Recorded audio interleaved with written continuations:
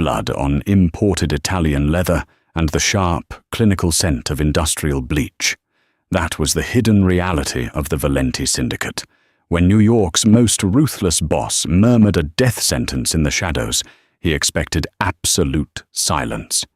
He never expected the girl holding the mop to answer back. The 45th floor of the Valenti Enterprises building in Tribeca was a monument to wealth and power. Floor-to-ceiling windows offered a sweeping, panoramic view of the Manhattan skyline, a glittering grid of lights that belonged, in many unseen ways, to the men who occupied this boardroom. To the public, Valenti Enterprises was a massive logistics and real estate conglomerate. To the FBI, it was the sanitized front for the most formidable organized crime family on the eastern seaboard, operating with an iron grip unseen since the historical days of the Gambinos and Luccheses. At the head of this empire sat Matteo Valenti. At 32, he had inherited the throne after his father's sudden, violently orchestrated heart attack 2 years prior. Matteo was a man carved from marble and cold calculation, possessing sharp features, piercing dark eyes, and a reputation for absolute ruthlessness. He did not forgive, and he certainly did not forget. Abigail Lawson knew none of the intricate politics, but she knew enough to keep her head down. At 24, Abby was entirely invisible in this world of tailored Brioni suits and loaded sidearms. She wore a shapeless navy blue jumpsuit, her dark hair pulled back into a severe utilitarian bun. Every Tuesday and Friday night, she helped her father, Thomas, clean the executive suites. Thomas was a quiet, perpetually nervous man whose hands trembled when he held the buffing machine. Abby had taken the job strictly to protect him, doing the heavy lifting and making sure his mistakes went unnoticed. Tonight, the air in the penthouse office was thick with tension. A late-night meeting had run long. Matteo Valenti was seated behind his massive mahogany desk, a crystal tumbler of Macallan, 1926, resting near his knuckles. Standing before him was a rival capo, a heavy-set man sweating profusely under Matteo's dead-eyed stare. Flanking Matteo were his two top enforcers, Leo and Silvio, their hands resting casually near the lapels of their jackets. Abby and Thomas had been ordered to quietly clean the adjoining private lounge, separated only by a set of open double doors. Abby was wiping down the granite bar, her ears tuned to the low, dangerous hum of the men's voices, when she heard the sickening sound of shattering glass. She spun around. Thomas had tripped over the edge of a Persian rug, crashing into a side table and sending a priceless, antique Venetian vase smashing into 100 glittering shards across the hardwood floor. The heavy silence that followed was suffocating. The capo stopped speaking. Leo and Silvio turned, their hands slipping inside their jackets. Matteo slowly stood up from his desk. He bypassed the sweating capo and walked through the open doors into the lounge. He moved with the predatory grace of a panther, his dark eyes locking on to Thomas, who was on his knees, desperately trying to gather the jagged pieces of glass with bleeding hands. "I'm so sorry, Mr. Valenti," Thomas stammered, his voice cracking with sheer terror. "I'll pay for it. I'll clean it up." Matteo looked down at the old man, his expression completely devoid of pity. He didn't see a human being. He saw an annoyance, a disruption to his incredibly high-stakes evening. He pulled a pristine white handkerchief from his pocket and dabbed an imaginary speck of dust from his cuff. Leaning slightly toward his underboss, Leo, Matteo kept his eyes fixed on Thomas and whispered in a rapid, obscure Sicilian dialect, a harsh, guttural Italian meant only for the initiated. "È un peccato. Sbarazzati del vecchio stasera. Fai sembrare un fottuto incidente. La ragazza. Tenetela per il magazzino. It's a pity. Get rid of the old man tonight. Make it look like a fucking accident. The girl, keep her for the warehouse." Leo nodded, stepping forward with cold intent. Before Leo could cross the room, a mop handle slammed down across his chest, stopping him dead in his tracks. The entire room froze. Abby stepped in front of her father. She tossed the mop aside and stood at her full height. She was dressed in a cheap, bleach-stained uniform, her hands raw from hot water and chemicals. But as she locked eyes with the most dangerous man in New York, she didn't flinch. Without a single tremor in her voice, Abby replied in flawless, unaccented Italian, matching his exact dialect perfectly. Se tocchi mio padre, giuro su Dio che vado dall'FBI domattina e so esattamente in quale muro falso del seminterrato nascondi i registri delle estorsioni, signor Valenti. If you touch my father, I swear to God I am going to the FBI tomorrow morning, and I know exactly which false wall in the basement hides your extortion ledgers, Mr. Valenti. The silence that blanketed the room was absolute. The capo in the other room stopped breathing. Leo's hand hovered over his gun, his jaw slack. Matteo Valenti stared at the janitor's daughter. For a long, dangerous moment, his face remained a completely unreadable mask. The threat was staggering, not just the audacity of it, but the accuracy. The ledgers were a closely guarded secret, known only to the inner circle. Slowly, the corner of Matteo's mouth twitched upward. It wasn't a smile of amusement. It was the sharp, thrilling realization of an apex predator discovering a new, unexpected game. Leo, Matteo said softly, switching back to English. Stand down. Boss, she just threatened. I said stand down. Matteo's voice was a whip crack. He took a slow step toward Abby. He was exceptionally tall, looming over her, trying to use his physical presence to break her resolve. Abby held her ground, her chin tilted up, her amber eyes burning with a fierce, protective fire. Who are you? Matteo asked, his voice a low, gravelly baritone. I'm the person who cleans up your messes, Abby said flatly. Let us leave, now. You'll never see us again, and your secrets stay safe. Matteo studied her face. He noted the high cheekbones hidden beneath the grime, the intelligence flashing in her eyes, and the complete absence of the fear that usually choked the people who spoke to him. Get out, Matteo finally murmured. Both of you. Thomas scrambled to his feet, grabbing Abby's arm. Thank you, sir. Thank you. He practically dragged his daughter toward the service elevator. Matteo watched the heavy metal doors slide shut, swallowing the girl in the navy jumpsuit. He turned to Silvio, his eyes narrowing into dark slits.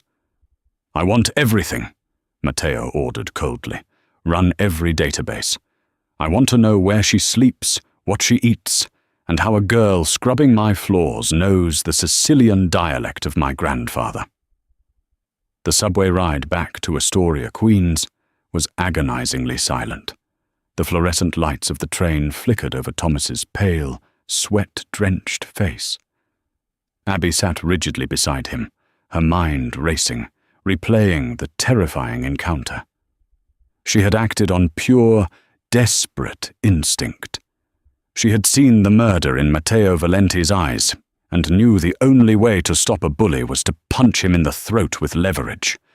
But the ledgers, she had only stumbled upon that secret by accident 3 weeks ago, when a late-night deep clean of the sublevels coincided with Leo moving a heavy bookshelf.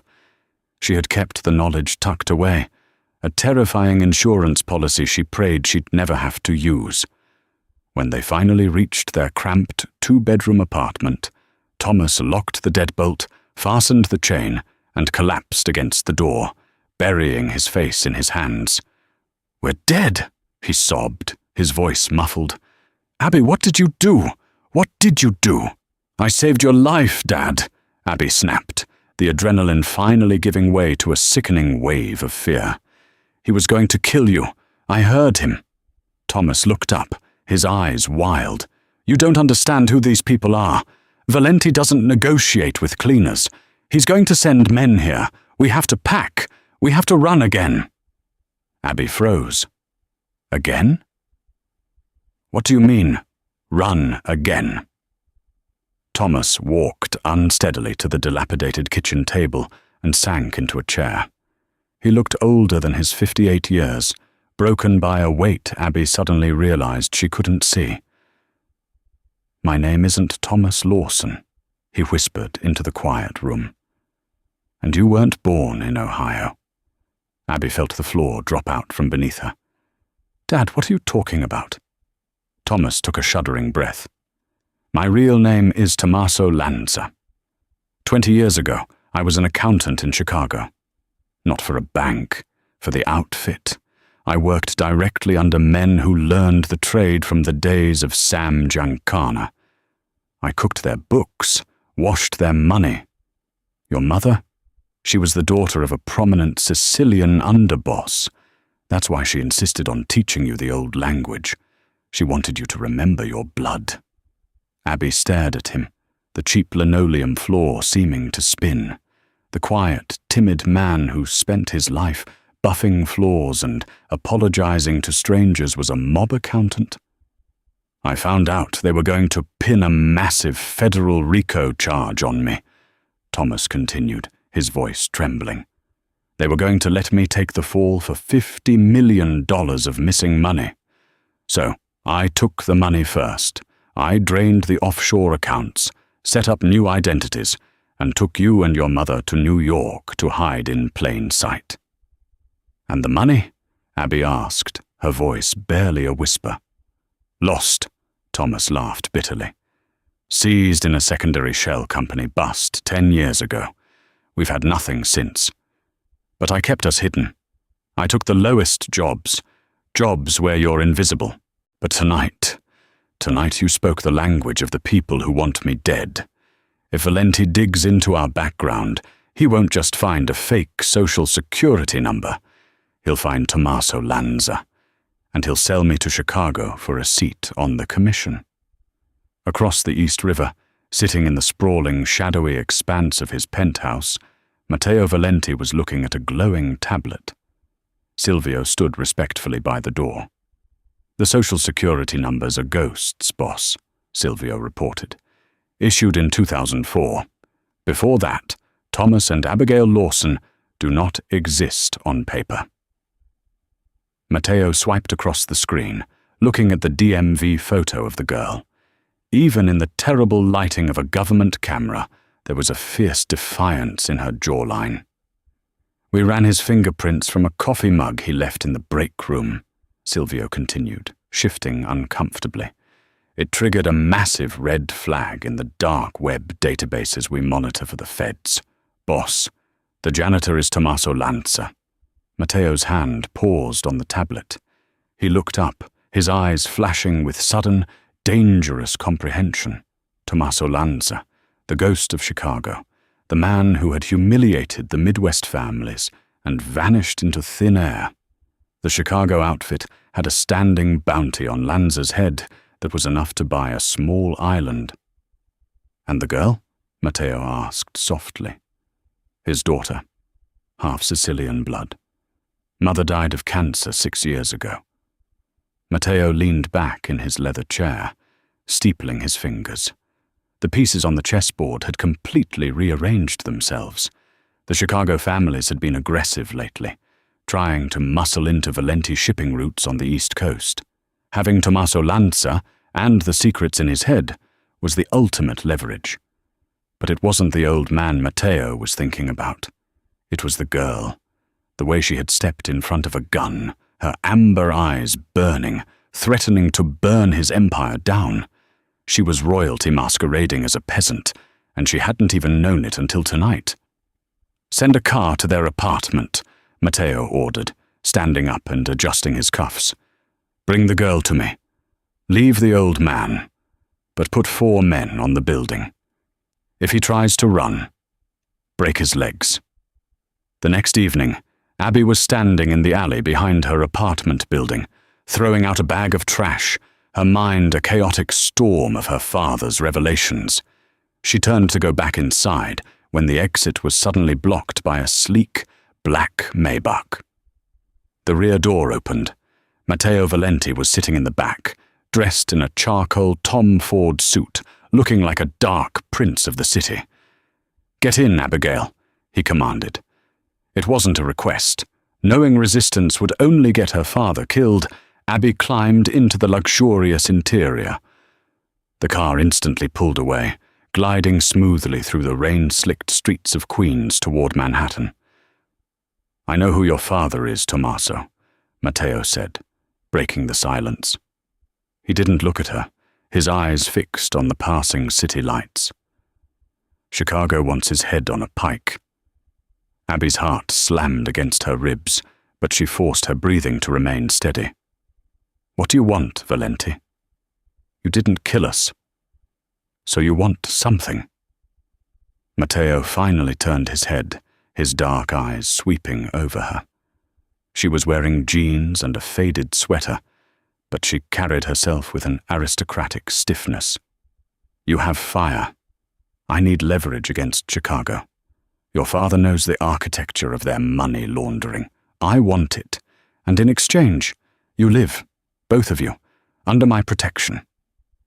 Before Abby could respond, the Maybach pulled up to the curb in Greenwich Village, right in front of Carbone, one of the city's most exclusive, heavily guarded Italian restaurants. It was famously known as neutral ground for high-level meetings. "We are having dinner," Matteo said, opening the door. "You are going to sit beside me, and you are going to smile, and you are going to show the men inside that the Valenti family has the blood of Chicago's greatest ghost sitting at our table." Abby was ushered into the opulent, dimly lit restaurant. The air smelled of rich marinara, truffles and expensive cologne. Matteo guided her to a private corner booth, his hand resting possessively on the small of her back. The physical contact sent an unexpected, terrifying jolt of electricity down her spine. As they sat down, Matteo poured her a glass of Barolo wine. "Drink," he murmured. "You look pale." "I don't belong here," Abby said, staring at the crystal glass. "You belong exactly where your blood dictates you belong," Matteo countered, leaning in close. The scent of sandalwood and danger rolled off him. "You've been playing dress-up as a maid, Abigail, but you have a Mafia princess's temper." Suddenly, the heavy mahogany doors of the restaurant banged open.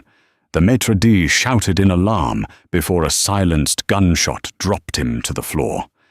The elegant atmosphere shattered into chaos. 4 men in dark coats stormed in, raising automatic weapons. They weren't Valenti's men. They were Chicago hitmen, and they had found the neutral ground unguarded. "Down!" Matteo roared. He grabbed Abby by the back of her sweater and violently yanked her under the heavy oak table, just as a hail of bullets shredded the leather booth where they had been sitting seconds before. Glass exploded into the air, showering down on them like deadly rain. Trapped under the table, deafened by the gunfire, Abby found herself pressed flush against Matteo's chest. He had drawn a sleek, black Sig Sauer from his shoulder holster. He looked down at her, his eyes blazing with adrenaline, the cold, calculated boss entirely replaced by a lethal soldier. "Stay behind me," Matteo whispered, his breath hot against her ear. For the first time, Abby didn't argue. As the deafening roar of a mob war erupted around them, the janitor's daughter realized her invisible life was dead forever. The deafening roar of automatic gunfire inside Carbone was a harsh echo of a bygone era, reminiscent of the infamous Bloody Castellano hit outside Sparks Steakhouse in the 80s. But Matteo Valenti was not an aging boss caught off guard on a sidewalk. He was a wartime tactician in his prime. Beneath the shattered remains of their oak dining table, Matteo moved with terrifying precision. He didn't panic. He didn't shout. He simply waited for the initial, chaotic spray of bullets to pause as the Chicago hitmen reloaded. In that split-second lull, Matteo surged upward. His Sig Sauer barked 3 times in rapid succession. 2 of the hitmen crumpled to the vintage tile floor, blood blooming across their dark coats. "Move!" Matteo roared over the screaming patrons, grabbing Abby's hand. He didn't pull her toward the front doors, which were undoubtedly covered by lookouts. Instead, he dragged her through the swinging doors of the kitchen. Cooks and busboys were huddled behind stainless steel prep stations, terrified. Matteo navigated the labyrinth of stoves and walk-in freezers with practiced ease, kicking open the reinforced steel fire door that led to the narrow back alley. The cold, rain-swept air of Greenwich Village hit them like a physical blow. A sleek, armored Cadillac Escalade was already tearing down the alleyway, its tires squealing against the wet asphalt. The passenger door flew open, revealing Silvio in the driver's seat, his face pale but focused. "Get in!" Silvio yelled. Matteo shoved Abby into the back seat and dove in after her, just as a spray of bullets from the kitchen exit shattered the Escalade's reinforced rear window, leaving a spiderweb of cracked, bulletproof glass. Silvio slammed his foot on the gas, and the heavy SUV roared out onto McDougal Street, weaving violently through the New York traffic to lose any pursuit. Abby was shaking uncontrollably, her hands clutching the torn edge of her faded sweater. The smell of cordite and copper was burned into her sinuses. She looked over at Matteo. His pristine Tom Ford suit was ruined, covered in plaster dust and glass shards, and a dark, spreading stain of crimson was seeping through the fabric of his left sleeve. "You're shot," she choked out, her voice barely audible over the roar of the engine. Matteo glanced down at his arm as if the bullet wound were a minor inconvenience, like a spilled cup of coffee. "It's a graze. Collateral damage." He locked his dark, piercing eyes onto Silvio through the rear-view mirror. "Who knew the location, Silvio? I told you to keep the reservation off the books. I wanted this off the grid." "Only the inner circle, boss," Silvio replied, his knuckles white on the steering wheel. "Just me, you, and Leo. I swear on my mother's grave, I didn't breathe a word to the Lucchese crews or the Chicago proxies." Matteo leaned back against the leather seat, his jaw tight. The silence in the car was heavier than the gunfire had been. Abby watched the realization dawn on the Mafia boss's face. "Leo," Matteo whispered, the name dripping with lethal intent. "My own underboss. He's been moving weight through the Brooklyn ports without my authorization. I thought he was just greedy. I didn't think he was actively brokering a coup with the Chicago outfit." They drove for an hour, crossing the Verrazzano Narrows Bridge into Staten Island, climbing the winding, private roads of Tot Hill. This was where the old money and the old blood hid. Silvio pulled the Escalade through a set of massive wrought-iron gates, up a long, winding driveway, to a sprawling, heavily fortified compound that looked more like a modern fortress than a home. Armed guards in tactical gear immediately surrounded the vehicle. Once inside the cavernous, marble-floored foyer of the estate, Matteo dismissed the guards and turned to Abby. "Silvio will show you to a guest room. You'll be safe here." "What about my father?" Abby demanded, her fear momentarily eclipsed by fierce protectiveness. "If Leo sold you out to Chicago, he knows about my father. He knows Tommaso Lanza is in Queens.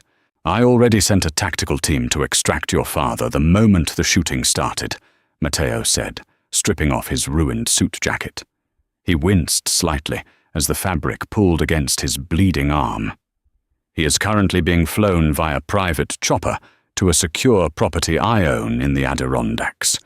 He is untouchable." Abby exhaled a shaky breath, feeling her knees go weak. She leaned against the marble wall, sliding down until she was sitting on the floor. The adrenaline was crashing, leaving her hollow. Matteo watched her. For the first time, The cold, calculating mask of the Don slipped, revealing a flicker of something dangerously close to admiration. He walked over to a heavy mahogany sidebar, poured a measure of neat whiskey, and walked over to her. He knelt gracefully, extending the glass. "Drink," he commanded softly. Abby took the glass, her fingers brushing against his. The warmth of his skin was a stark contrast to the cold reality of their situation. She downed the whiskey, gasping as the alcohol burned its way down her throat, grounding her. "Your father taught you the old Sicilian dialect," Matteo said, his voice a low rumble in the quiet foyer. What else did Tommaso Lanza teach his daughter while she was busy scrubbing floors? Abby looked up, her amber eyes locking onto his. "He didn't just teach me the language, Valenti. He taught me the numbers. The Chicago outfit thinks my father stole 50 million and lost it. He didn't lose it. He buried it in a series of nested shell corporations in the Caymans and Zurich. And he didn't write the account numbers down." Matteo's eyes narrowed, processing the magnitude of what she was saying. He memorized them. "No," Abby corrected, a sharp, bitter smile touching her lips. "He knew he might be caught. He knew they might torture it out of him. He made me memorize them. I was 12. He turned my brain into a vault. I have the keys to completely bankrupt the 3 families operating out of Illinois. That's why Chicago wants him dead, and that's why Leo wants to hand us over." Matteo stared at the janitor's daughter. She wasn't just leverage anymore. She was the ultimate weapon in a war that had just arrived on his doorstep. "You understand," Matteo murmured, reaching out to gently tuck a stray lock of dark hair behind her ear. "That once you give me those numbers, you can never go back to being invisible. You step into my world permanently." "I stopped being invisible the moment I hit your underboss with a mop," Abby replied without a shred of hesitation. "Tell me how we kill Leo." The plan was a masterpiece of deception, born from the ruthless mind of Matteo Valenti and sharpened by the cold, calculating logic of a mob accountant's daughter. They needed to draw Leo out, away from his loyalists and the Chicago muscle he had secretly imported into the city. Matteo knew that Leo's ultimate prize wasn't just taking over the Valenti syndicate. It was delivering the Lanza secrets to the Midwest bosses to cement his reign. 3 days after the shootout at Carbone, Silvio deliberately let a piece of encrypted communication slip through a compromised channel he knew Leo monitored. The intel was simple. Matteo was moving the janitor's daughter from Staten Island to a heavily guarded shipping warehouse in the Brooklyn Navy Yard for a midnight interrogation. The Brooklyn warehouse was a cavernous, echoing structure of rusted steel beams and towering stacks of wooden pallets. Rain hammered against the corrugated tin roof, creating a deafening, rhythmic drumbeat. Abby stood entirely alone in the center of the vast floor, illuminated by a single, harsh overhead halogen lamp. She wore a tailored black trench coat Matteo had given her, the collar turned up against the damp chill. She looked entirely different from the girl in the navy jumpsuit. She looked composed, regal, and deadly quiet. At exactly midnight, the heavy rolling doors of the warehouse shrieked open. 3 black SUVs rolled inside, their headlights cutting through the gloom. The doors opened, and a dozen heavily armed men stepped out. They were Chicago hitters, their faces hard and unfamiliar. From the lead vehicle stepped Leo, a smug, triumphant smile plastered across his face. He walked slowly toward the center of the room, his footsteps echoing in the massive space. He looked around the seemingly empty warehouse, laughing softly. "Well, well, well," Leo sneered, pulling a silver pistol from his waistband. "Matteo's intelligence network really has gone to shit, leaving the Golden Goose in Brooklyn with only a skeleton crew at the perimeter. The The boss has lost his edge. Abby didn't move. She kept her hands casually tucked into the pockets of her trench coat. Matteo hasn't lost anything, Leo. He just knows exactly how predictable a rat can be. Leo's smile faltered, his eyes darting toward the shadows. Watch your mouth, sweetheart. Where is he? Where's Valenti? He's watching, Abby said calmly, and he's deeply disappointed. Brokering a deal with Chicago? Selling out the family for a seat at a table you didn't build? My father always told me that the most dangerous men aren't the bosses. They're the weak, envious men standing right behind them. Anger flashed across Leo's face. He raised the gun, aiming it directly at Abby's chest.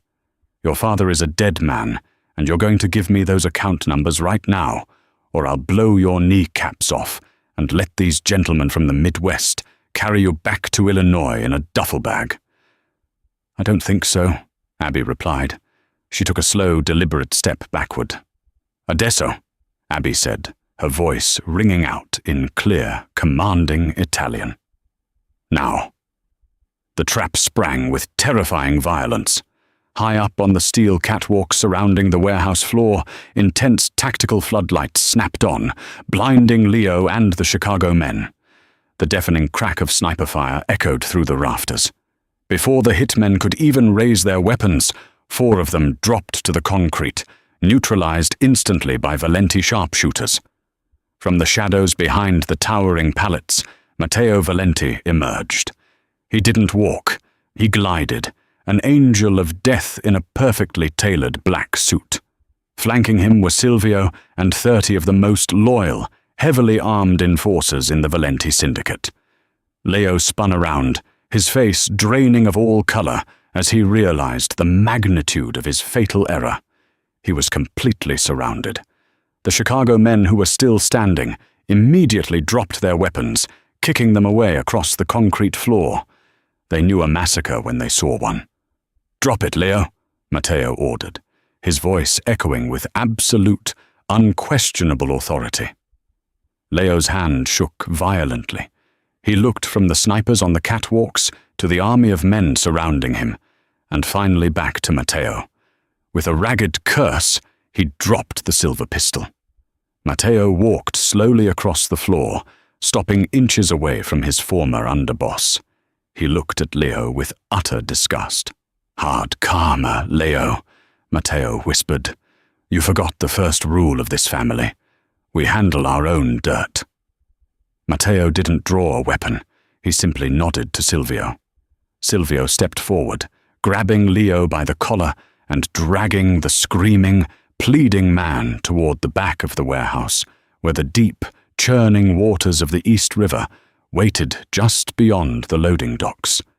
Matteo turned his back on the traitor and walked toward Abby. The gunfire had ceased. The warehouse was silent, except for the rain on the roof and the distant sound of Leo's final screams fading into the night. Matteo stopped in front of her, his dark eyes searching her face. He reached out, his hand gently grasping her chin, tilting her face up to meet his gaze. You didn't flinch, he murmured, a genuine smile finally breaking the hard lines of his face. I told you, Abby said softly, leaning into his touch. I'm not afraid of the mess. I'm just the one who cleans it up. Matteo leaned down, his lips brushing against hers in a promise of absolute power and fierce, dangerous devotion. You are done cleaning, Abigail. From tonight on, you rule.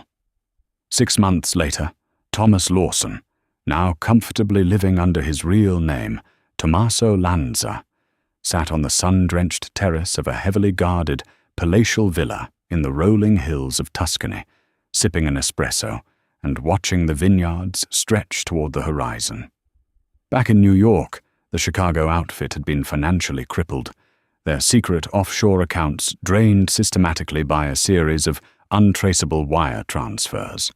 The Midwest bosses were too busy fighting off bankruptcy and federal indictments to ever look toward the East Coast again. And on the 45th floor of Valenti Enterprises, the boardroom had a new arrangement. Matteo Valenti still sat at the head of the mahogany table, commanding the empire with an iron fist. But he no longer ruled alone. Beside him sat Abigail, her dark hair falling perfectly over a designer suit, her amber eyes scanning the extortion ledgers not with fear, but with the sharp, brilliant precision of a queen who had finally claimed her throne. The janitor's daughter was dead. The Mafia queen had arrived, and the entire city whispered her name in absolute reverence.